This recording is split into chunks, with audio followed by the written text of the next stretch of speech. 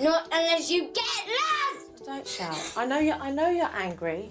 So why did this little girl try to bite Supernanny? And the answer is not what most people think. This is not defiance, it's not attention seeking, and it's definitely not being naughty. You see, something deeper is happening here. So I'm going to show you what caused this moment step by step, and also score how often Supernanny strategies actually match what we know in behavioral science. And by the end of the video, you will understand why Megan escalated, why the reflection room kept making things worse, and which of Joe's strategies actually helped the family. But before we dive into this clip, we actually need to understand the emotional world of this family. Denise and Paul are exhausted. They love their girls deeply, but their household runs on shouting and chaos. And then Megan, the eldest, has learned that the only way she gets control is to escalate. And it's not because she wants to, it's because it works. So no one in the house feels safe or steady, not the parents, not the children. And that is the emotional reality we're stepping into. So let's start with a moment early on in the episode which sets the tone for what follows. Watch this moment closely and pay attention to the words that Joe uses. Rudeness. No, Mum, get off me! So disrespectful. So what is going on in this moment, and why does that reaction actually make sense once you see the pattern? What you're seeing here is Megan trying to avoid a demand and regain control. Now, Joe interprets this as disrespect, but disrespect is not a behavior. It's a label. So Joe labels a behavior with a negative trait rather than describing it behaviorally. But labeling does not match the function of behavior. It doesn't tell you what happens before the behavior. It doesn't tell you what happens after the behavior. It doesn't tell you the skill that Megan needs. And it just escalates the situation. In behavior analysis, we drop the labels so we can see the pattern underneath. Joe sees rudeness, but ABA sees a pattern. So one interpretation creates blame while the other reveals a function. And this counts as a misstep. So that is a score of 0 out of 1 for Joe. And from this moment on, everyone's nervous system tightens. And Megan learns that if adults push, then she has to push harder. Now let's have a look at a moment where viewers often think this is pure cheek, but actually isn't. Listen carefully to Megan's words here. If you scratch me or pinch me or punch me or behave in a way that is unacceptable, then you will go back into that room. Unacceptable. No back chat with me either. And that's your warning. So this moment actually looks like defiance. But what exactly is actually going on underneath it? When Joe says unacceptable, Megan does not process the rule at all. Instead, she locks onto the sound of the word. She repeats it back to Joe, correcting Joe's pronunciation. It's a literal language response, not defiance. So it sounds like she's answering back, but she's actually correcting the sound of the word she's heard. So Joe hears backchat as if Megan is challenging her authority and refusing to follow the rules. So Joe responds with a rule dump, a list of unacceptable behaviors, vague moral term, and a warning. But this is all abstract and language heavy, something that's difficult to follow in a stressed state. It doesn't take the function of the behavior into account because Joe is not responding to it as communication behavior. She's actually responding to it as misbehavior. And the more language she adds, then the harder it is for Megan to follow and succeed. So ABA would keep it concrete and short. One simple observable behavior. And if Megan needed help, we would model that behavior for her to imitate. No moral labels and no warnings that she wouldn't be able to decode in a stressed state. Joe thinks she's dealing with backchat. ABA sees a child who is overwhelmed and who is correcting the sound of a word. And so that's another misstep, taking Joe's score to 0 out of 2. Now, watching yourself back on video is never easy. Trust me, I know. And by now, Denise is bracing herself for what's about to come. So Joe's language has already framed the situation as anger and blowing. But now she explains what she thinks caused the escalation. Now listen carefully to how Joe describes the chain reaction. Here is the exact moment. I think what's important to look at when we look at this is just how one thing leads to another. and how they actually feed off of you losing control of the situation.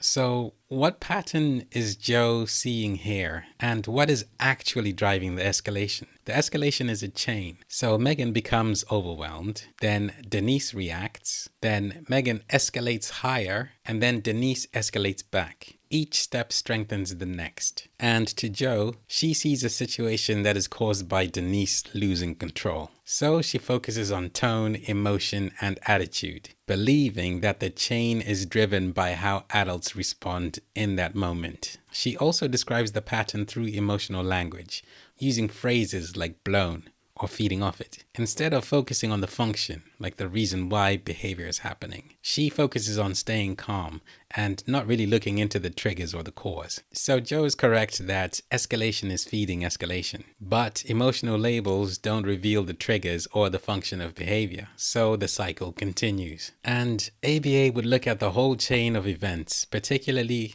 the trigger that sets everything off. It would also introduce strategies that Denise could potentially use to help her stay calm and to ensure that she's not accidentally adding fuel to the fire. It would also look at teaching Megan one simple skill that she could use to prevent the start of the cycle. So Joe sees anger spreading. ABA sees overwhelm meeting overwhelm. A chain reaction that needs a different starting point. So yes, Joe sees the pattern, but the emotional framing prevents Joe from seeing the function underneath it. And that takes us to 0 out of 3 steps. It's painful for Denise to watch, but it's also the first time that Denise has seen her role in this escalating chain. And now in the video feedback session, Joe tries to explain to Denise when and how Megan should be sent to the reflection room. And what she says reveals a very common misconception about how consequences actually work. Listen for Joe's reasoning at the end of this clip. She comes out, she does something else, back in for 9. Because otherwise you'll find yourself in a situation where she feels she's serving life.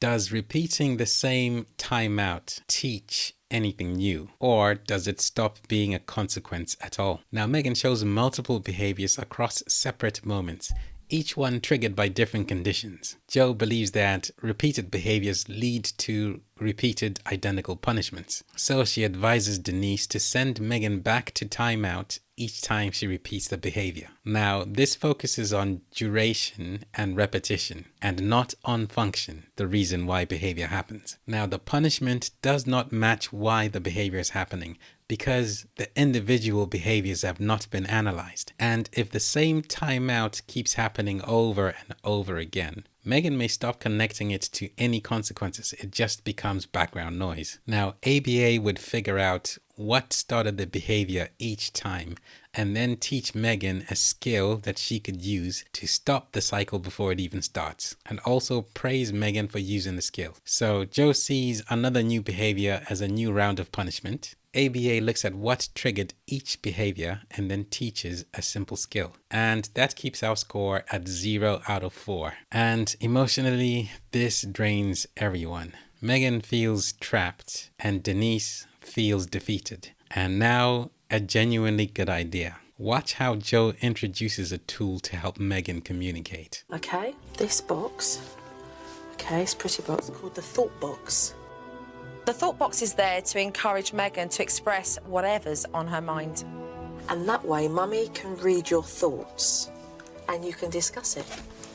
So, what made this moment work? And why does this simple idea actually help? This is a communication opportunity. So Joe has given Megan an easy and low pressure way to express herself and communicate. And this is without the heat, without the back and forth, and without the risk of getting things wrong. So it looks like a craft box, but behaviorally, it's a communication tool that lowers pressure and increases connection. And Joe believes that this will help Megan share her feelings openly and for Denise to listen without conflict getting into the way. And so Joe explains this tool to Megan and shows her how to use it and ties it directly to communication and connection. So it encourages Megan to communicate and reduces the effort required to say difficult things. So the thought box slows everything down. It makes the skill easier and reduces the likelihood of escalation. And ABA would do the same thing. It would use a structured, low-pressured communication tool. And also it might teach how to respond to those thoughts consistently. But even as it is, this is a functional step towards better communication. So Joe's earlier strategies increased pressure. This one actually reduces it, which is why it works. And that's a step in the right direction. And now we are at 1 out of 5. And up to this point, Megan and Denise's relationship has been strained. Constant conflict, constant pressure, and very little space for warmth. And so Joe introduces a moment designed to rebuild connection. Now,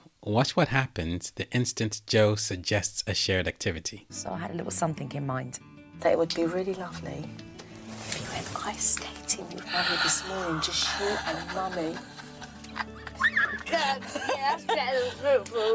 wicked. So why does this idea work so well, especially for a relationship that has been through so much? Joe is pairing Denise with a preferred activity, something that is fun and low pressured. And the moment when Megan hears ice skating, her whole body lights up. And this increases the reinforcing value of being with mom. So it looks like a fun day out, but behaviorally, it's a reset, turning mom into a reinforcer, something positive. Joe believes that positive one-to-one time will help to rebuild a relationship. And she's right. She frames it as something lovely for both of them. She selected a jointly preferred activity. She removed all performance pressures and gave mother and daughter time to experience each other positively. That is textbook pairing. Now, Megan associates mom with conflict and correction. And by pairing mom with a joyful activity, Joe reduces the negative association and increases the chance of positive bonding. ABA would do exactly this.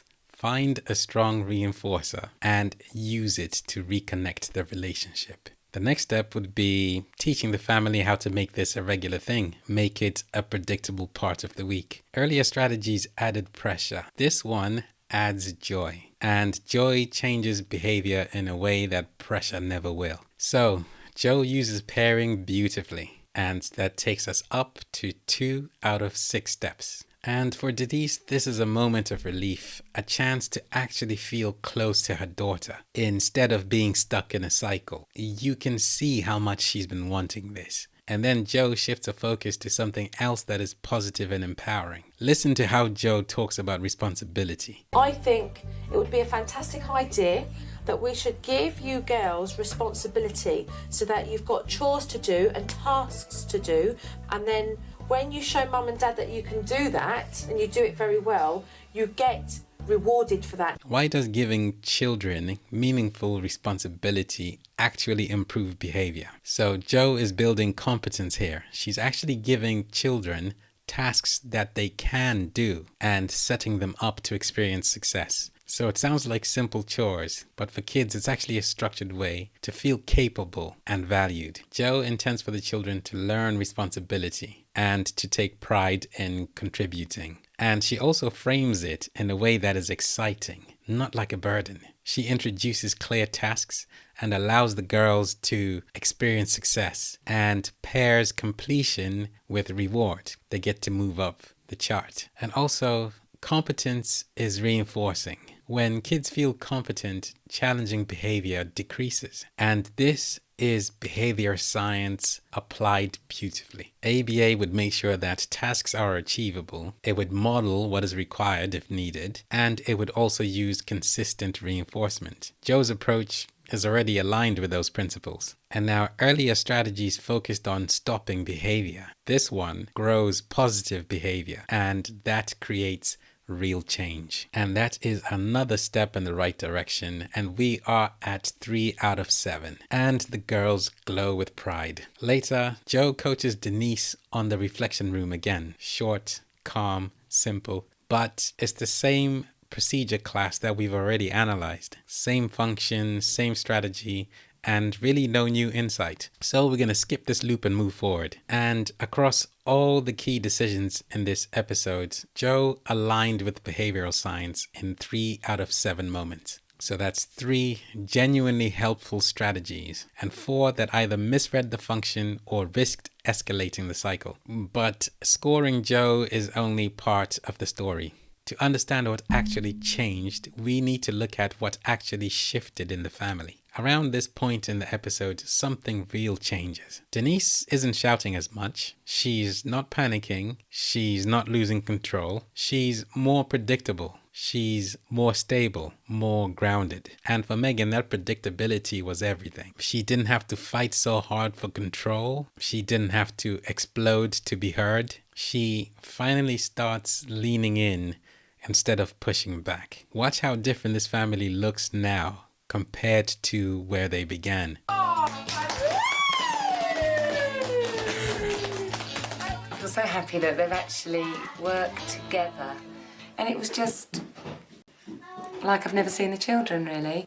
They're laughing together, actually enjoying each other, and going out without the dread of a meltdown just around the corner. And for the first time, you see the girls playing calmly. Megan hugging her mom spontaneously, and Denise saying something she probably hasn't felt in years. Life is much nicer. And here's the behavioral shift underneath it all. The moment that Denise became calmer, clearer, and more predictable, Megan finally stopped fighting for control. Because when a parent also stops escalating, the child's nervous system gets permission to calm down too. And if you're a parent watching this, you might recognize parts of this episode in your own home. You are not a bad parent for getting stuck. Most of us were never taught how behavior really works. And in the end, this family didn't change because someone told them to be strict. They changed because they became predictable. And when a child finally feels safe enough to drop their guard, they don't need to bite, pinch, or explode to be heard. Behavior isn't about being strict. It's about being predictable. So, if this breakdown helped you to understand behavior more clearly, the next case I'm analyzing is one of the most complex escalating chains that's ever been aired on Supernanny. And you will spot patterns that most viewers completely miss. Make sure you're subscribed. I've got more episodes coming.